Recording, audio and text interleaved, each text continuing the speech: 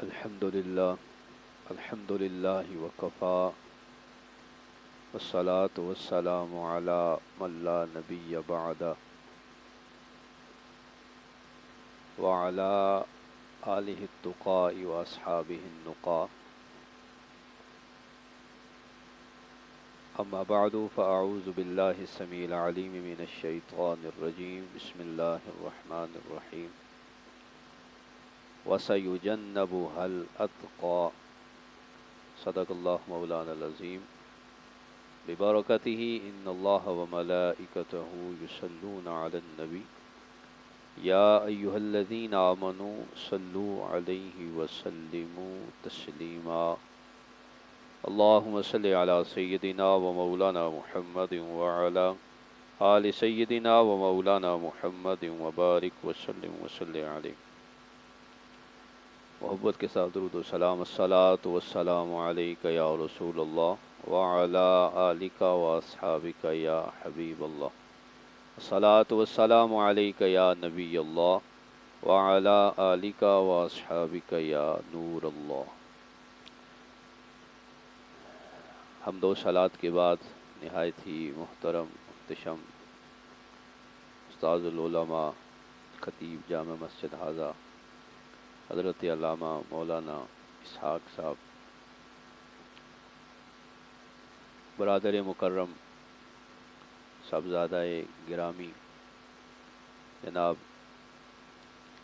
مولانا عثمان اسحاق صاحب کی دعوت پر آج کی اس بابرکت دن یوم صدیق اکبر رضی اللہ تعالی عنہ کے موقع پر میں اور آپ سب حاضر ہیں۔ اللہ رب العالمین ان سب کی کوششوں کو اور میرا اور آپ کا یہاں آنا اپنی بارگاہ میں قبول و منظور فرمائے، اور جناب سیدنا صدیق اکبر رضی اللہ تعالی عنہ کی شان و عظمت کو سننا، بیان کرنا، یہ ہر سنی عالم کے لیے اور عوام کے لیے لازم ہے کہ حضرت ابوبکر صدیق رضی اللہ تعالی عنہ کی نہ صرف شان کو جانیں بلکہ آپ کی افضلیت کا عقیدہ رکھیں، اس لیے کہ اہل سنت اور غیروں کے مابین سب سے بنیادی چیز یہیں سے شروع ہوتی ہے، ہر اختلاف یہیں سے شروع ہوتا ہے۔ تو اس لیے ہر سنی کے لیے اس چیز کا جاننا ضروری ہے کہ حضرت ابوبکر صدیق رضی اللہ تعالی عنہ کا مرتبہ مقام کیا ہے، تاکہ وہ ہر طرح کے فتنوں سے محفوظ رہے۔ ایک صحابی پر، چونکہ یہ سب سے بڑے صحابی ہیں، سب سے افضل صحابی ہیں، سب سے پہلے صحابی ہیں، جب ان پر زبان تان کھلے گی تو پھر کوئی محفوظ نہیں رہ سکے گا۔ پھر ہم دیکھتے ہیں کہ وہ رنگ بدلتے بدلتے بدلتے کہاں سے کہاں الحاد تک، یعنی ملحد تک ہو جاتے ہیں لوگ۔ اس لیے حضرت ابوبکر صدیق رضی اللہ تعالی عنہ کی شان کو بیان کرنا اور آپ کے مقام افضلیت کو بیان کرنا، یہ ہر سنی عالم کے لیے لازم ہے، اور عوام کے لیے بھی اس بات کو سننا اور اس چیز کا مطالبہ کرنا کہ ہمیں افضلیت ابوبکر صدیق بیان کی جائے، یہ ان کے لیے بھی لازمی ہے، تاکہ اپنے ایمان کو بھی ہم بچا سکیں اور اپنے بعد آنے والی نسلوں کے بھی ایمان کا ہم تحفظ کر سکیں۔ اکیلے ابوبکر صدیق رضی اللہ تعالی عنہ جماعت صحابہ کرام میں ایسے ہیں جن کی شان میں 2-4 آیتیں نہیں، سینکڑوں آیات موجود ہیں، سینکڑوں آیات۔ بعض نے 400 کہا، بعض نے 600 کہا، بعض نے 800 آیات مبارکہ حضرت ابوبکر صدیق رضی اللہ تعالیٰ عنہ کی شان میں موجود ہیں۔ اور حدیث کی طرف آئیں تو وہ بھی سینکڑوں کی تعداد میں حضرت ابوبکر صدیق رضی اللہ تعالیٰ عنہ کی شان و عظمت میں موجود ہیں، حتیٰ کہ ہمارے امام جن کی تقلید کر کے ہم ہر مسئلے میں فقہ حنفی کی روشنی میں مسئلہ بتائیے تو آپ ارشاد فرماتے ہیں تفضیل الشیخین حضرت ابو بکر صدیق اور حضرت عمر کو سارے مسلمانوں سارے صحابہ سے افضل جاننا یہ سنی ہونے کی علامت اور نشانی ہے۔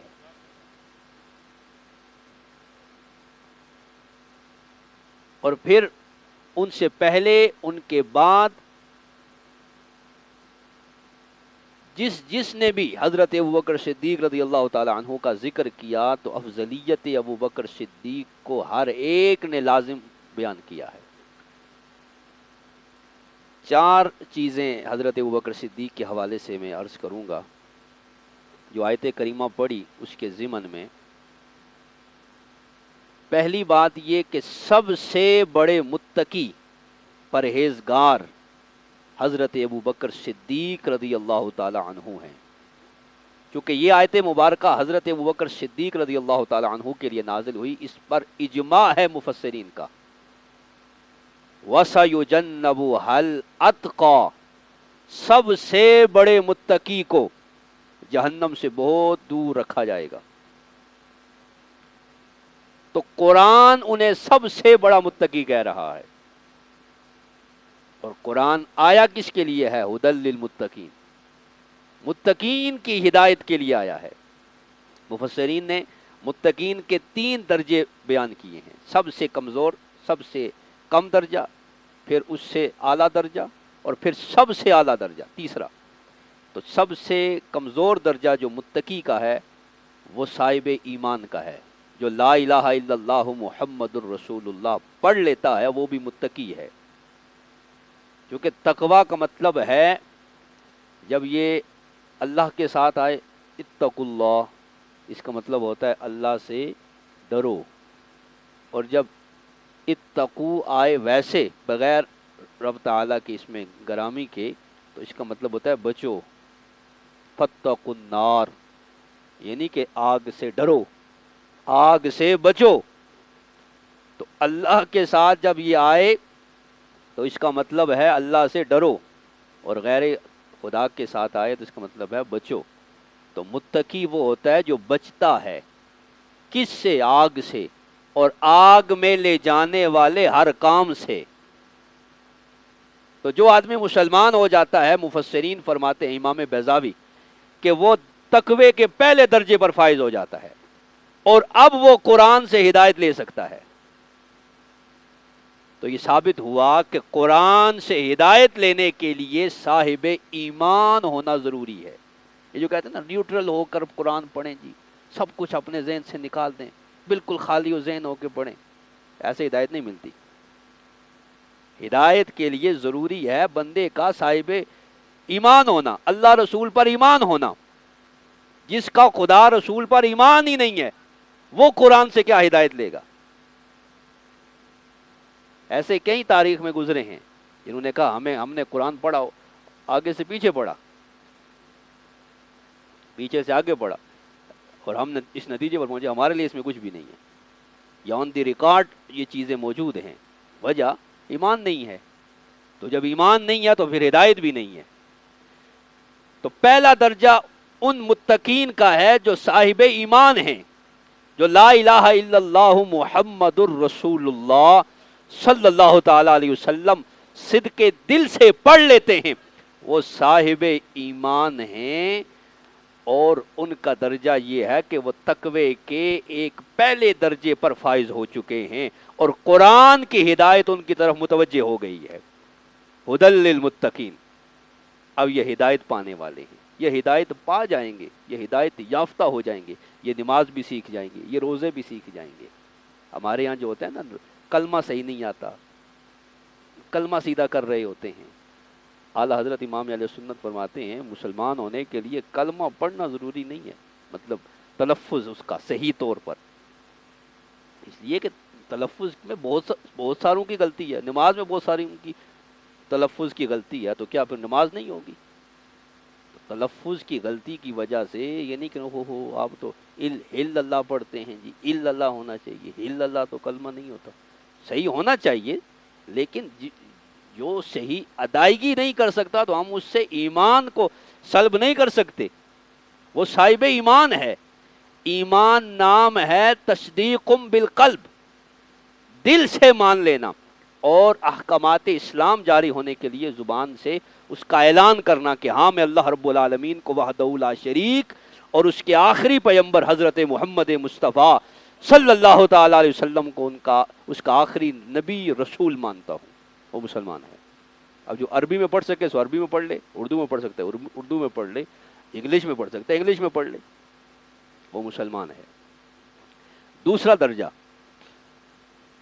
فرمایا وہ ان لوگوں کا ہے جو اپنے آپ، اب یہ پہلے درجے والے جو لوگ ہیں ان کے بارے میں امام بیضاوی فرماتے ہیں کہ یہ وہ لوگ ہیں جو اپنے آپ کو ثبوت فی النار سے بچا لیں گے، یعنی جو لا الہ الا اللہ محمد رسول اللہ پڑھ لیتے ہیں یہ ہمیشہ ہمیشہ جہنم میں نہیں رہیں گے، اگر جانا ہوا تو اللہ تعالیٰ کبھی نہ کبھی انہیں نکال دے گا۔ امام اعظم ابو حنیفہ رحمۃ اللہ تعالیٰ علیہ ایک حدیث لائے ہیں اپنی کتاب مسند امام اعظم میں، وہ کہتے ہیں نا ابو حنیفہ نے کتاب نہیں لکھی ہے تو ان لوگوں نے پڑھی نہیں ہے، اس میں ایک روایت لائے ہیں کہ جہنمیوں کو جب عذاب ہو رہا ہوگا تو حضرت جبریل امین اپنے مقام پر ہوں گے کہ اچانک ایک آواز سنیں گے، یا حنانو یا منان، یا حنانو یا منان۔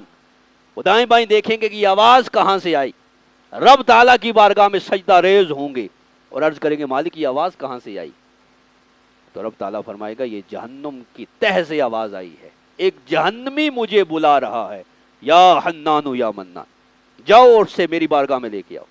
حضرت جبریل امین بارگاہ مالک میں حاضر ہوں گے، جو حضرت مالک خازن دوزخ ہیں، نگران ہیں دوزخ کے، اور ان سے کہیں گے کہ مالک اس بندے کو نکالو۔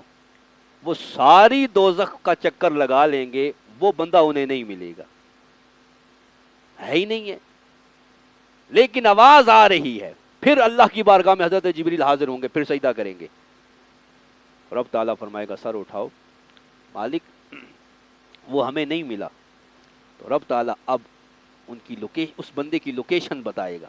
رب فرمائے گا کہ جہنم کے فلاں کونے میں سرخ انگارہ بنا ہوا ایک چیز ہے، وہ بندہ ہے، سرخ انگارہ آگ سے جلا ہوا ہے اور سجدہ ریز ہے، منہ کے بل پڑا ہوا ہے، اور وہ وہاں سے مجھے یا حنان یا منان کہہ کے بلا رہا ہے۔ اس کو پھر وہاں سے حضرت جبریل امین لائیں گے اور اللہ کے حضور پیش کریں گے، تو رب تعالیٰ فرمائے گا کہ تو نے مجھے کیوں بلایا اتنے عرصے بعد؟ تو وہ شخص کہے گا کہ مالک میں گناہگار تھا، سیاہکار تھا، لیکن میری امید کبھی بھی تجھ سے ختم نہ ہوئی، میں یہ ایمان رکھتا تھا کہ میرا خالق اور مالک اللہ رب العالمین ہے، بے شک مجھے اس نے اس عذاب میں مبتلا کیا ہے لیکن مجھے نکالے گا بھی وہی میرا رب اور میرا خالق اور میرا مالک نکالے گا۔ اب رب تعالیٰ حکم دے گا جاؤ اسے جنت کے دروازے پر ایک نہر ہوگی، اسے یہاں غوطہ دو، اسے غسل کرایا جائے گا، وہ نکلے گا تو ایک خوبصورت نوجوان، رب تعالیٰ فرمائے گا اسے داخل جنت کا، یہ آخری جنتی ہوگا، آخری جنتی کہ جس کے دل میں صرف یہ امید تھی کہ میرے اپنے رب پر ایمان رکھتا تھا اور صرف ایک امید تھی، اللہ تعالیٰ اسے بھی جہنم سے نکال لے گا۔ تو یہ ہے کہ یہ پہلا متقی ہے جو کلمہ شریف پڑھ لیتا ہے، وہ تقوی کے درجے پہ فائز ہو جاتا ہے۔ دوسرا فرمایا وہ متقی ہیں جو اللہ تعالیٰ کے احکامات کو پر عمل کرتے ہیں اور اس کی منع کی ہوئی چیزوں سے اجتناب کرتے ہیں، یہ وہ لوگ ہیں جو اپنے آپ کو دخول فی النار سے بچا لیتے ہیں، یہ جہنم میں جائیں گے ہی نہیں، اللہ کے احکامات پر عمل ہے اور اللہ نے جن چیزوں سے منع کیا ہے اس سے رکے ہوئے ہیں، شریعت پر پابند ہیں، تو اللہ تعالیٰ کی ایسی کرم نوازی ہوگی کہ اللہ انہیں جہنم سے بچا لے گا۔ اور پھر تیسرا درجہ بیان کیا، کہا تیسرے درجے کے وہ ہیں جو اللہ رب العالمین کے سوا ہر ایک کو چھوڑ دیتے ہیں، یہ صوفیاء اور اولیاء اللہ کا مقام، جو تقوی کے اس مقام پر فائز ہوتے ہیں کہ وہ نہ صرف صاحب ایمان ہوتے ہیں، پہلا درجہ بھی انہیں حاصل ہوتا ہے، دوسرا درجہ بھی حاصل ہوتا ہے، لیکن ان کی عبادتوں ریاضتوں کا یہ عالم ہوتا ہے کہ ان کے دل میں رب کی محبت کے سوا کسی اور کی محبت نہیں ہوتی۔ حضرت سرکار غوث پاک فرماتے کہ جب میری بارگاہ میں میرے بچوں کو لایا جاتا کہ ہاں حضور آپ کے ہاں بیٹا پیدا ہوا، تو میں اسے اپنی گود میں اٹھا کر کہتا کہ یہ تو میت ہے، حالانکہ وہ پیدا ہوا ہے، بچے کے پیدا ہونے کی خوشی ہے، ہر والد کو ہوتی ہے. تو فرماتے میں اسے گود میں اٹھا کے کہتا کہ یہ تو میت ہے، یعنی یہ مر جائے گا، ہم سب نے مرنا ہے. کل نفس ذائقۃ الموت. فرماتے یہ کلمہ کہنے کی برکت سے اللہ تعالیٰ اس بچے کی محبت میرے دل سے نکال دیتا. میرے دل میں سوائے میرے رب العالمین کی کسی اور کی محبت نہیں ہے. یہ متقین کا وہ تیسرا درجہ ہے کہ جو اولیاء اللہ کو نصیب ہوتا ہے. ان کا دیکھنا، ان کا سننا اللہ رب العالمین کے لیے ہوتا ہے. وہ جنت کے لیے اعمال نہیں کرتے، وہ جہنم سے بچنے کے لیے اعمال نہیں کرتے، وہ رب کو راضی کرنے کے لیے اعمال کر رہے ہوتے ہیں. یہ تقوی کا تیسرا درجہ ہے، اس پر اولیاء اللہ فائز ہوتے ہیں. تو ان اولیاء اللہ سے بھی جو بڑا ہے وَسَيُجَنَّبُهَا الْأَتْقَى، اس اتقا کو ابو بکر صدیق کہا جاتا ہے. یہ جو کہہ رہے ہیں نا سیاسی خلیفہ تھے، روحانی خلیفہ مولا کائنات ہیں، سیاسی خلیفہ ابو بکر صدیق ہے، یہ بالکل خیانت ہے امت سے. یہ سیاسی خلیفہ ہے جسے قرآن سب سے بڑا متقی کہے، وہ سیاسی ہوتا ہے. ہمارے ہاں سیاست کس معنی میں استعمال ہوتی ہے؟ وہ سیاسی نہیں ہے، وہ روحانی خلیفہ ہیں. مولا کائنات نے انہیں روحانی خلیفہ پہلے مانا، سیاسی خلیفہ بعد میں مانا. مولا کائنات شیر خدا کرم اللہ وجہ الکریم سے پوچھا گیا، اے شیر خدا آپ نے ابو بکر کی بیعت کیوں کی؟ کہا اس لیے کہ جس ابو بکر کو میرے آقا ہمارے دین کا امام، ہماری نماز کا امام بنا کر چلے گئے، ہم نے اپنی دنیا کا بھی اسے امام بنا لیا ہے. حضرت مولا کائنات نے ابو بکر صدیق کو مذہبی خلیفہ، روحانی خلیفہ پہلے مانا، سیاسی خلیفہ بعد میں مانا. بیعت کی، نماز تو پڑھتے رہے نا، حضور کی موجودگی میں بھی پڑھتے رہے. اور آپ نے فرمایا لوگو جب ابو بکر صدیق کو حکم دیا گیا مرو ابا بکر فلیصلی بالناس، لوگو ابو بکر سے کہو کہ نماز پڑھائے، تو فرمایا میں اس وقت غائب نہیں تھا، میں موجود تھا. مجھے نہیں کہا گیا، میں موجود تھا، ہم موجود تھے، ہم غائب نہیں تھے. حتیٰ کہ ایک موقع پر حضرت ابوبکر صدیق نماز کے لیے نہ پہنچ سکے، حضرت عمر آ گئے. تو جو ہی حضرت عمر کی آواز سنی، مصطفیٰ کریم صلی اللہ تعالی وسلم نے اپنے کاشانہ نبوت کا پردہ ہٹایا اور فرمایا یأبی اللہ ذالک والمسلمون. اے عمر، نہ اسے اللہ پسند کرے گا نہ مسلمان پسند کریں گے کہ جہاں ابو بکر موجود ہو اور ابو بکر کی موجودگی میں کوئی اور مصلی امامت پہ کھڑا ہو جائے. تو اس لیے فرمایا کہ میں غائب نہیں تھا، میں موجود تھا. میں نے اس بات پر غور کیا کہ جس ابو بکر کو حضور نے ہمارا مصلی کا، دین کا، نماز کا امام بنا دیا، ہم نے اس ابو بکر کو اپنی دنیا کا بھی امام بنا لیا. تو اس لیے یہ روحانی خلیفہ ہے. تو یہ اتقا ہیں کہ صوفیاء متقی ہیں، تقوی کے تیسرے درجے پر ہیں. الا ان اولیاء اللہ لا خوف علیہم ولا هم یحزنون الذین آمنوا وکانوا یتقون. کہ اولیاء اللہ جو ہیں جنہیں نہ خوف ہے نہ غم زدہ ہوں گے، وہ کون ہیں؟ وہ ایمان والے ہیں اور متقی ہیں. اور متقی کون سے ہیں؟ تقوی کے سب سے آخری درجے پر فائز ہیں، سب سے اعلیٰ درجے پر فائز ہیں، کہ جن کا دیکھنا خدا کے لیے ہے، جن کا چلنا خدا کے لیے ہے، جن کا ہر عمل خدا کے لیے ہے، وہ کسی اور غرض سے عمل نہیں کرتے. وہ اس مقام پر جو فائز ہو وہ ولی بنتا ہے، اور ان سارے ولیوں کا جو ولی ہو اسے ابو بکر صدیق کہا جاتا ہے.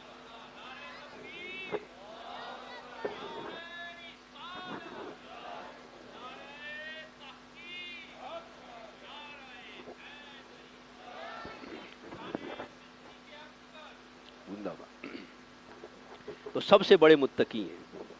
اب جو سب سے بڑا متقی ہے یعنی اللہ سے ڈرنے والا، لا یخافون لومۃ لائم، یہ آیت نازل ہوئی.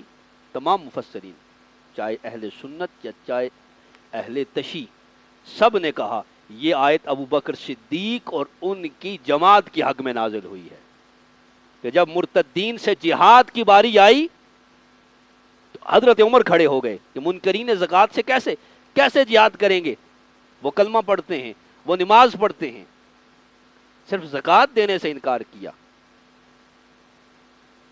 تو اس وقت حضرت ابوبکر صدیق رضی اللہ تعالی عنہ نے جرت کے ساتھ اپنا موقف پیش کیا اور کسی کے ملامت کا خوف نہ رکھا، اور منکرین زکوٰۃ اور منکرین ختم نبوت کے خلاف جو جہاد کیا، تمام مفسرین چاہے اہل سنت ہوں اہل تشیع ہوں، سب نے کہا کہ یہ آیت مبارکہ ابوبکر صدیق رضی اللہ تعالی عنہ کے بارے میں نازل ہے۔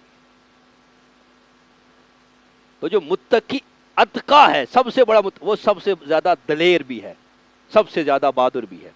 مولا کائنات شیر خدا کرم اللہ وجہ الکریم مسجد کوفہ کے ممبر پر بیٹھے ہیں اور آپ نے ارشاد فرمایا، لوگو یا ایھا الناس، اے لوگو اخبرونی، مجھے بتاؤ، من اشجع الناس، لوگوں میں سب سے زیادہ دلیر کون ہے؟ لوگوں نے کہا انتا، اے شیر خدا آپ ہیں، آپ اسد اللہ ہیں، آپ شیر خدا ہیں، آپ قاتل مرحب ہیں، آپ فاتح خیبر ہیں، آپ ہیں۔ فرمایا نہیں، میں جس سے بھی لڑا ہوں میرے مقابلے کا تھا، لیکن میں پوچھ رہا ہوں سب سے بڑا متقی کون ہے، سب سے بڑا شجاع کون ہے، سب سے بڑا دلیر اور بہادر کون ہے؟ سارے خاموش ہیں۔ خود فرماتے ہیں، سنو، جب جنگ بدر کا موقع ہوا اور شفیں بن گئیں اور جہاں نبی پاک صلی اللہ تعالی علیہ وسلم تشریف فرما تھے، اس جگہ کی حفاظت اور سیکیورٹی کی باری آئی کہ یہاں کون پہرا دے گا، تو کوئی بھی کھڑا نہ ہوا، کہ سب سے زیادہ خطرہ حضور کی ذات اقدس کو تھا صلی اللہ تعالی علیہ وسلم۔ کون پہرا دے کہ دشمن یہیں پر حملہ کریں گے، ان کا ٹارگٹ نبی کریم صلی اللہ تعالی علیہ وسلم ہے۔ کوئی کھڑا نہیں ہوا، ابوبکر صدیق رضی اللہ تعالیٰ عنہ کھڑے ہوئے، کہا میں پہرا دوں گا۔ اور اس سے بھی پہلے ایک موقع پر نبی پاک صلی اللہ تعالی وسلم مکے میں چل رہے ہیں اور چند آوارہ مکے کے کافر حضور سے ٹکرائے اور کہا، تم ہو جو کہتے ہو ہمارے بتوں کو ایسے ایسے کہتے ہو، اور حضور کے ساتھ بدتمیزی شروع کر دی اور حضور پر حملہ آور ہوئے۔ اس منظر کو دیکھ کر ایک شخص دوڑتا ہوا آیا حضرت ابوبکر صدیق کے پاس اور کہا، اے ابو بکر، تیرے یار کو کافروں نے گھیر لیا ہے۔ اور دوڑتے ہوئے حضرت ابوبکر صدیق پہنچے۔ مولا کائنات فرماتے ہیں، کسی کو وہ مکہ مار رہے ہیں، کسی کو دھکا دے رہے ہیں اور کہہ رہے ہیں کہ کیا تم اس شخص کو قتل کر دو گے، مار دو گے جو کہہ رہا ہے کہ میرا رب اللہ رب العالمین ہے؟ کوئی ایک بھی نہیں۔ تو ایک ہجوم تھا کافروں کا، کسی کو آگے بڑھ کر اس حملے کو روکنے کی جرت نہیں تھی تو حضرت ابوبکر صدیق رضی اللہ تعالیٰ عنہ۔ تو فرمایا، اشجع الناس اگر کوئی ہے تو وہ حضرت ابوبکر صدیق رضی اللہ تعالیٰ عنہ۔ تیسری فضیلت جو اس آیت سے ہے وہ ہے اعلم، کہ حضرت ابوبکر صدیق تمام صحابہ میں سب سے زیادہ علم والے ہیں۔ خود مولا کائنات بھی آپ سے علم حاصل کرتے ہیں۔ روایت حدیث حضرت مولا کائنات بھی حضرت ابوبکر صدیق رضی اللہ تعالیٰ عنہ سے کرتے ہیں۔ میں مولا کائنات کا نام اس لیے دیا کہ وہ چونکہ انا مدینۃ العلم و علی بابوہا ہیں، تو جو علی بابوہا ہے وہ جس ابو بکر صدیق سے علم لے، اس ابو بکر صدیق کے علم کا کیا معیار ہوگا۔ کئی موقع ایسے آئے، آخری خطبہ جو حضور رحمت عالم صلی اللہ تعالی علیہ وسلم نے دیا، اور اس میں آپ نے ارشاد فرمایا، لوگو اللہ نے اپنے ایک بندے کو اختیار دیا، یہ صحیح حدیث ہے، اختیار دیا ہے کہ چاہے تو دنیا میں رہے، چاہے تو اپنے مالک کے پاس آ جائے۔ تو اس بندے نے رب سے ملاقات کو پسند کیا ہے۔ سارے سن رہے ہیں، سبحان اللہ کہہ رہے ہیں۔ حضرت ابوبکر صدیق رو پڑے۔ اب سارے حیران ہیں کہ کسی بندے کی بات ہو رہی ہے، حضور کسی کی بات سنا رہے ہیں، یہ ابو بکر کو کیا ہوا، ابو بکر کیوں رو پڑے؟ تو بعد میں یہ بات کھلی کہ وہ کوئی بندہ اور نہیں، وہ عبدہ حضرت محمد مصطفیٰ صلی اللہ تعالی وسلم۔ حضور اپنی وفات کی خبر دے رہے تھے کہ میرے مالک نے مجھے یہ اختیار دیا ہے. انبیاء کرام کو اچانک موت نہیں آتی. انبیاء کرام کی بارگاہ میں اذ حضر یعقوب الموت، موت انبیاء کرام کی بارگاہ میں حاضری دیتی ہے، حاضر خدمت ہوتی ہے. انبیاء جب موت پر راضی ہوں تب موت آتی ہے، موت حاضر ہوتی ہے، ورنہ اس کی یہ مجال نہیں ہے. تو اس جملے سے کہ یہ وفات مصطفیٰ صلی اللہ تعالی علیہ وسلم کے متعلق ہے، سارے صحابہ کہہ رہے ہیں ہمیں کسی کو یہ علم نہ ہوا سوائے حضرت ابوبکر صدیق رضی اللہ تعالی عنہ کے، کہ وہ جان گئے کہ وہ مصطفیٰ کریم صلی اللہ تعالی علیہ وآلہ وسلم ہیں.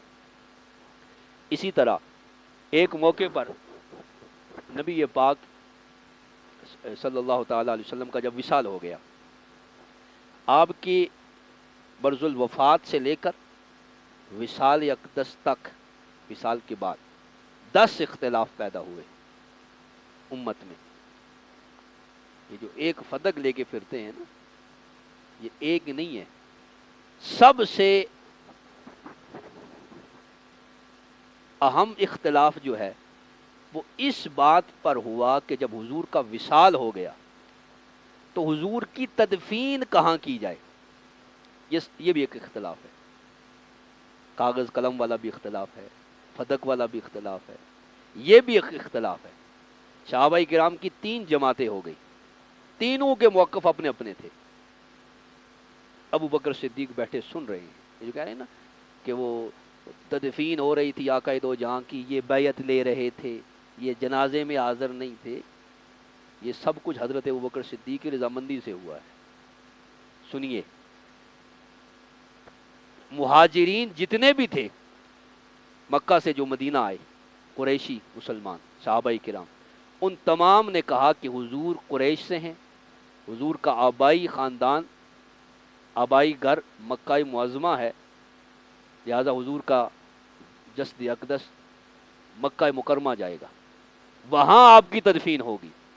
ہمارے یہاں بھی اعلان ہوتا ہے جنازہ آبائی گاؤں میں ادا کیا جائے گا.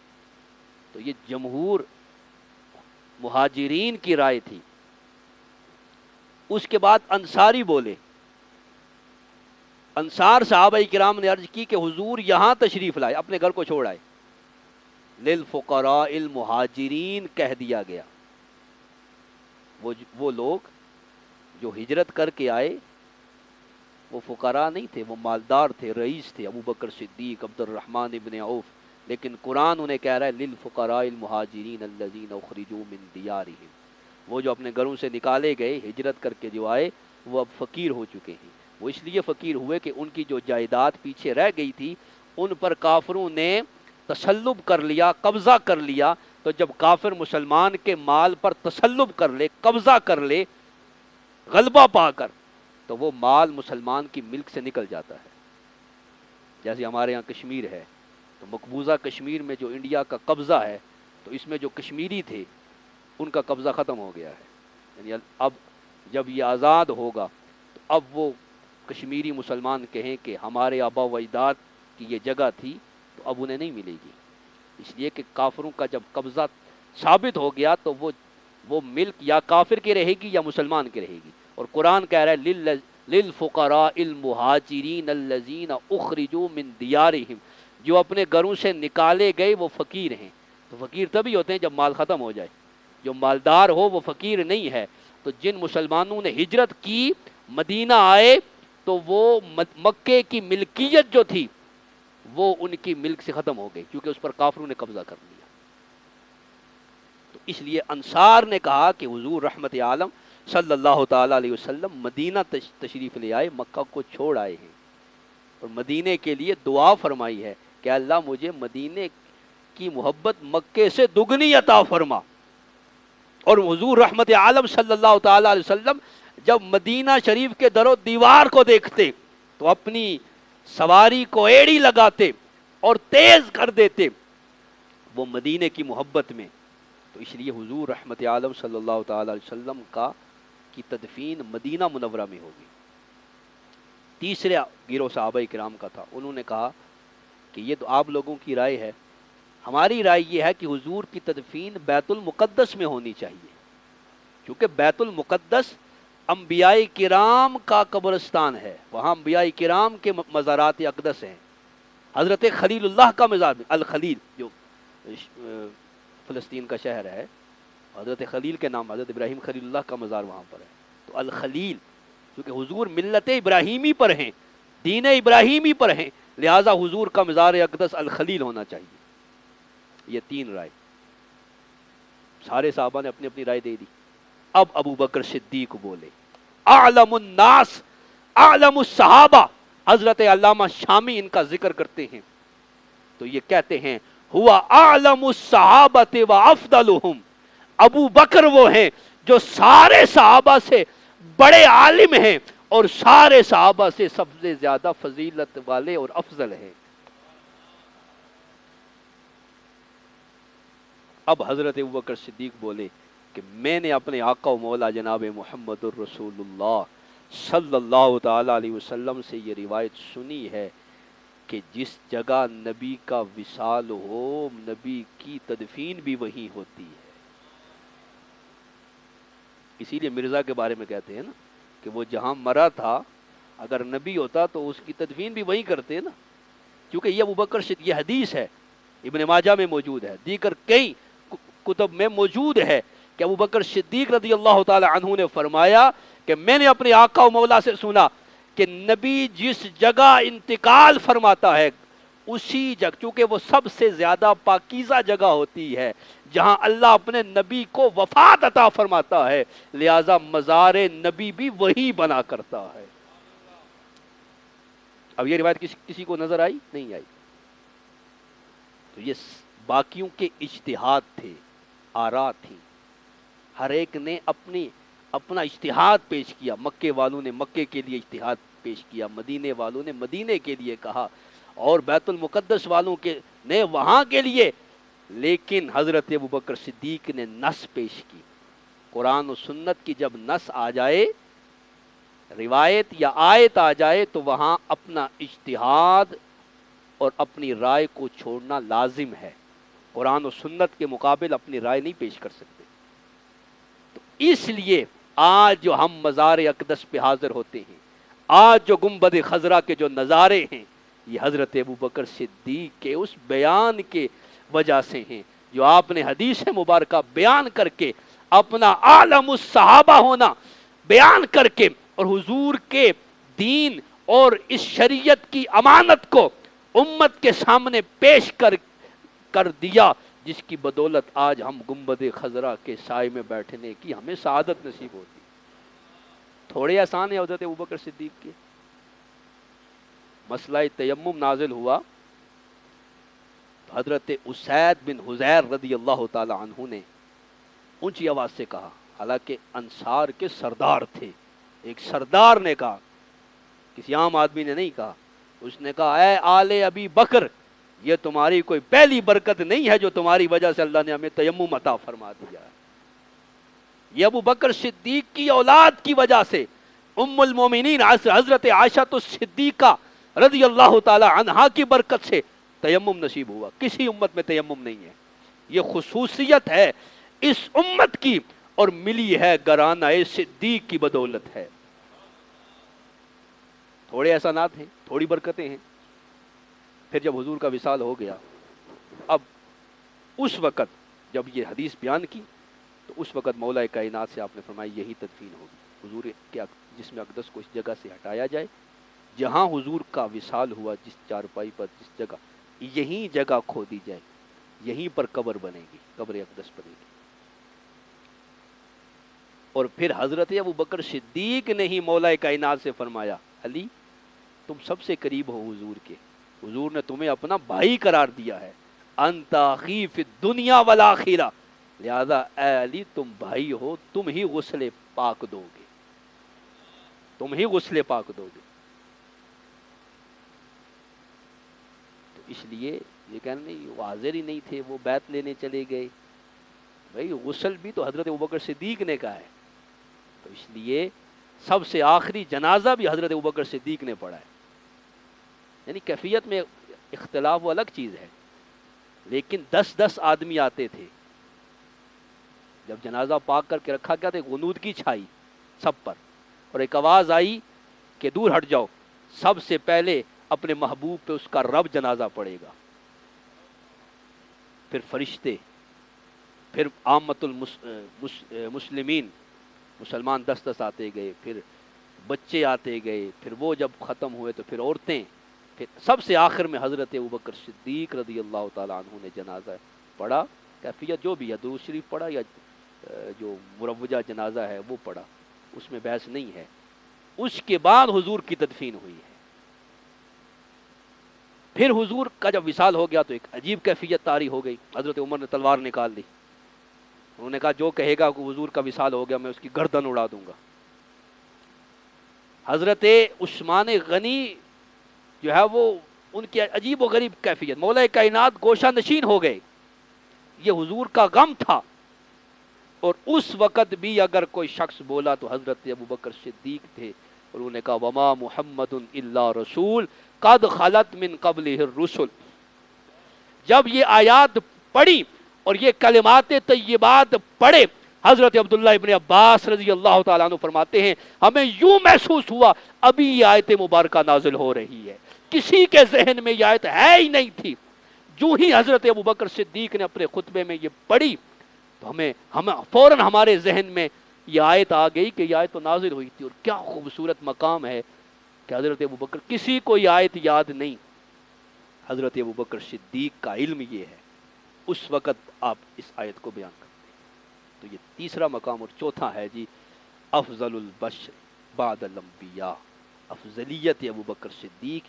ان دلائل کی روشنی میں قرآن نے انہیں وَسَيُجَنَّبُهَا الْأَتْقَى کہا، اور جو اتقا ہے اس کے بارے میں قرآن فرماتا ہے ان اکرمکم عند اللہ اتقاکم، تم میں جو سب سے بڑا متقی ہے وہ رب کے حضور سب سے زیادہ مکرم ہے۔ تو افضلیت نسب سے نہیں ہے، کچھ فضیلت ذاتی ہوتی ہے، کچھ غیر سے آتی ہے۔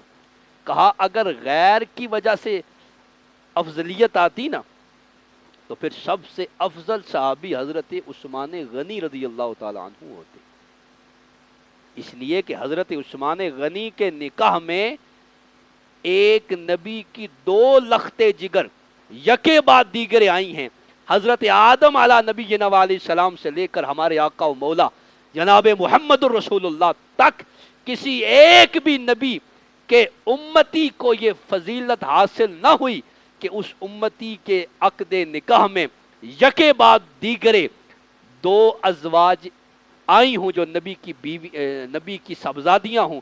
یہ مقام اور مرتبہ صرف حضرت عثمان غنی کا ہے، تو پھر افضل حضرت عثمان کو ہونا چاہیے تھا، لیکن یہاں افضلیت جو ہے وہ تقرب اللہ، اللہ کی بارگاہ میں جو قرب ہے، ان اکرمکم عند اللہ اتقاکم، وہ حضرت ابوبکر صدیق۔ حضرت ابو دردہ فرماتے ہیں میں حضرت ابوبکر صدیق کے آگے چل رہا تھا، رعن نبی صلی اللہ تعالیٰ علیہ وسلم، حضور نے مجھے دیکھا اور فرمایا تو حضرت ابوبکر صدیق کے آگے چلتا ہے کہ جس سے افضل پر سورج نہ طلوع ہوا ہے نہ غروب ہوا ہے، بعد النبیین والمرسلین، نبیوں اور رسولوں کے بعد۔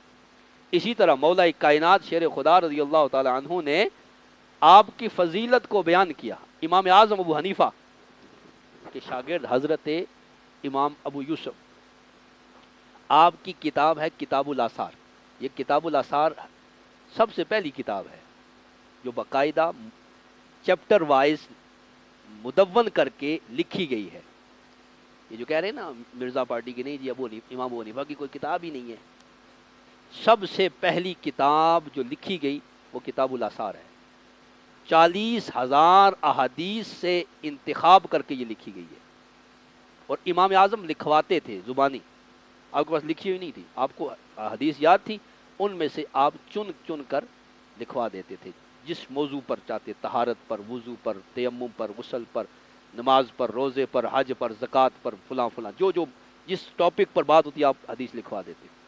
اب آثار اثر سے ہے، آثار روایات وہ لکھواتے، تو امام ابو یوسف نے جو لکھی وہ ہوگی کتاب الآثار لی ابی یوسف، امام محمد نے جو لکھی وہ ہو گئی کتاب الاثار لی محمد ابن حسن، اسی طرح امام ظفر کی بھی ہے، اور اسی کتاب کو دیکھ کر ایک ماڈل آ گیا تھا، امام مالک نے موطا امام مالک لکھی ہے، اور موطا امام مالک جو ہے وہ صحاح ستہ کا متن ہے، اور صحاح ستہ جو ہے اس کی شرح ہے۔ شاہ ولی اللہ محدث دہلوی فرماتے ہیں کہ موطا امام مالک کے اندر جتنی بھی حدیث ہیں، امام شافعی فرماتے ہیں کہ روح زمین پر موطا امام مالک سے صحیح کوئی کتاب نہیں ہے، کیونکہ بخاری اس وقت ہے ہی نہیں۔ سب سے افضل کتاب جو تھی وہ موطا امام مالک، لیکن وہ کس کو دیکھ کر لکھی گئی؟ کتاب الاثار کو دیکھ کر لکھی گئی، اور موطا امام مالک جو ہے وہ شرح ہے، وہ متن ہے صحاح ستہ کا، اور صحاح ستہ جو 6 کتاب بخاری مسلم، یہ اس کی شروحات ہیں۔ تو اس میں ایک روایت ہے، حدیث نمبر ہے 924، عن ابی حنیفہ، حضرت امام ابو یوسف روایت کرتے ہیں کہ ہمیں امام اعظم ابو حنیفہ نے روایت کیا کہ ان رجلا اتا علی رضی اللہ تعالی عنہ، کہ ایک شخص مولا کائنات شیر خدا کی بارگاہ میں حاضر ہوا، یہ افضلیت، حاضر ہوا اور عرض کرتا ہے یا علیو ما رأیت خیرا منکا، اے علی میں نے آپ سے بہتر کوئی نہیں دیکھا، آپ سے افضل، آپ سے اعلیٰ، آپ سے بہترین میں نے کوئی نہیں دیکھا، کیونکہ خیر جو ہے نا یہ اخیر ہے، کمپیریٹیو ڈگری ہے، آپ سے بسٹ، آپ سے بہتر میں نے نہیں دیکھا۔ اس کا مطلب یہ ہے کہ وہ حضرت علی المرتضیٰ کو سب سے افضل و اعلیٰ مانتا تھا، اس پر خوش ہونا چاہیے، خود مولا کائنات کو خوش ہونا چاہیے۔ اگر یہی عقیدہ تھا تو مولا کائنات شیر خدا کرم اللہ وجہ الکریم نے ارشاد فرمایا ارائیت اخبرتنی، ارائیت رسول اللہ صلی اللہ تعالی علیہ وسلم، کیا تو نے حضور کو دیکھا ہے صلی اللہ تعالی علیہ وسلم؟ نے کہا نہیں۔ مولا کائنات ہی فرماتے ہیں کہ جو حضور کو دور سے دیکھتا وہ بھی حضور سے محبت کرتا، جو حضور کو قریب سے دیکھتا وہ بھی حضور سے محبت کرتا۔ کچھ دور سے اچھے لگتے ہیں، قریب سے اچھے نہیں، کوئی قریب سے اچھے ہوتے ہیں، دور سے نظر نہیں آتے، دھندلے ہوتے ہیں۔ فرمایا حضور کی شان یہ اعلیٰ تھی، یہ ام محبت والی بھی ہے، اور حضرت مولا کائنات نے بھی اس کو بیان کیا کہ حضور کو جو اچانک دیکھتا تو وہ خوفزدہ ہو جاتا، لیکن جو حضور کے قریب بیٹھ جاتا پھر حضور سے محبت کرنے لگتا تھا۔ پوچھا مولا کائنات آپ حضور سے کتنی محبت کرتے ہیں صلی اللہ تعالی علیہ وسلم؟ فرمایا جتنی ایک شدید پیاسے کو سخت گرمی میں ٹھنڈے پانی سے محبت ہوتی ہے، اس سے کہیں بڑھ کر ہمیں اپنے آقا و مولا محمد رسول اللہ سے محبت۔ یہ محبت رسول ہے جو مولا کائنات کو حاصل ہے۔ تو آپ نے فوراً کہا، جب اس نے کہا نا کہ سب سے بہتر آپ ہیں، کہا کیا مجھے حضور سے بھی بہتر بنا دیا، مجھے حضور سے بھی افضل بنا دیا؟ فوراً سوال کیا ارائیت رسول اللہ صلی اللہ تعالی علیہ وسلم؟ قال اللہ، اس نے کہا نہیں میں نے حضور کو نہیں دیکھا۔ فرمایا بچ گیا ہے۔ پھر فرمایا ارائیت ابا بکر و عمر، کیا تو نے ابو بکر و عمر کو دیکھا ہے کہ مجھے ان سے افضل کہہ رہا ہے؟ چلو حضور تو نبی ہیں، کہ نبیوں کے بعد مجھے ابو بکر و عمر سے بھی خیر اور افضل کہتا ہے؟ ارائیت ابا بکر و عمر؟ قال اللہ، اس نے کہا نہیں میں نے ابو بکر و عمر کو بھی نہیں دیکھا، میں نے صرف آپ کو دیکھا ہے۔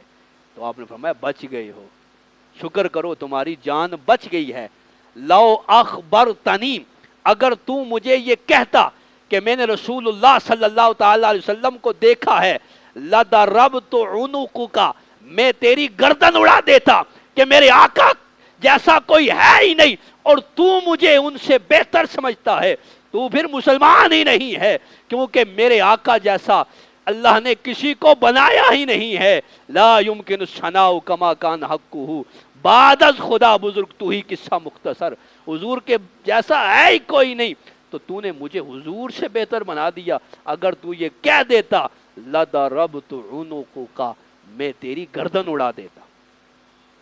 اور پھر فرمایا لو اخبرتنی، اگر تو مجھے خبر دیتا کہ لرائیت ابا بکر و عمر، کہ تو نے ابو بکر و عمر کو دیکھا ہے، لأوجعتک عقوبۃ، تو پھر میں تجھے کوڑے مارتا، پھر میں تجھے کوڑے مارتا، کہ من فضلنی علی ابی بکر و عمر لجلتہ حد المفتری، جو مجھے ابو بکر و عمر سے افضل کہے گا میں اسے 80 کوڑے تہمت کے لگاؤں گا۔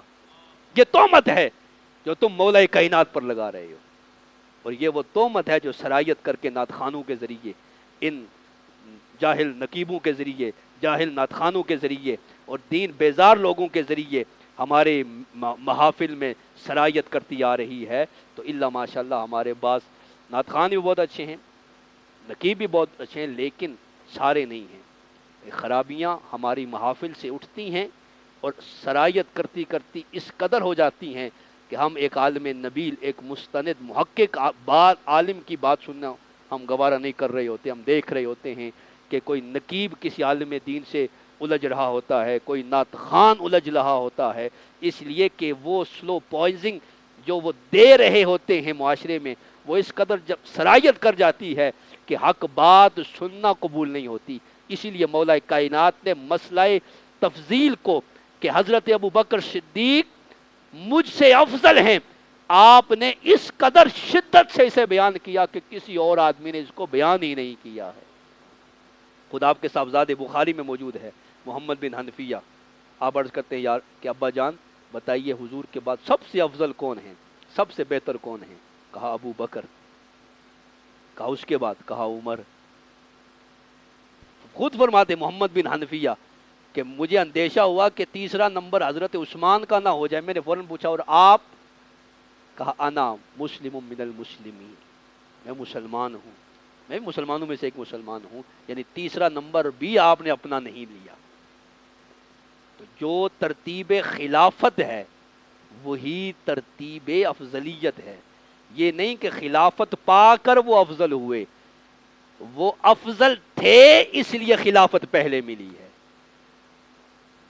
تو یہ چار باتیں حضرت ابوبکر صدیق رضی اللہ تعالی عنہ کے حوالے سے آج ہم نے سنی کہ آپ سب سے بڑے متقی ہیں۔ تیسرے نمبر کا جو متقی ہے وہ ولی ہوتا ہے، اور اس ولی سے بھی افضل و اعلیٰ حضرت ابوبکر صدیق ہے۔ پھر آپ اعلم الناس ہیں، سارے صحابہ سے زیادہ علم رکھتے ہیں، جہاں سب کا علم ختم ہو جاتا ہے۔ مسئلہ خلافت کی باری آئی تو انصاری کہنے لگے ایک امیر ہم میں سے، ایک تم میں سے، تو اس وقت بھی حضرت ابوبکر صدیق بولے الائمۃ من قریش، سب کو حدیث یاد آ گئی، ہاں حضور نے فرمایا تھا۔ لیکن اس موقع پر وہ کسی کو یاد نہیں آئی کہ امیر کہاں سے ہوگا، خلیفہ کس خاندان سے ہوگا، قریش سے ہوگا یا انصار سے ہوگا۔ حضرت ابوبکر صدیق بولے الائمۃ من قریش۔ وراثت کی باری آئی، فدق کی باری آئی تو اس وقت بھی حضرت ابوبکر صدیق بولے لا نورث ما ترکناہ فہو صدقہ، ہم وارث نہیں بنائے جاتے، ہم جو چھوڑتے ہیں وہ صدقہ ہو جاتا ہے۔ پھر سارے صحابہ کرام کو مخاطب کر کے کہا ہاں بھئی عمر، ہاں بھئی عباس ابن عبد المطلب، ہے حضرت زبیر، کیا آپ سب نے یہ حضور سے نہیں سنا؟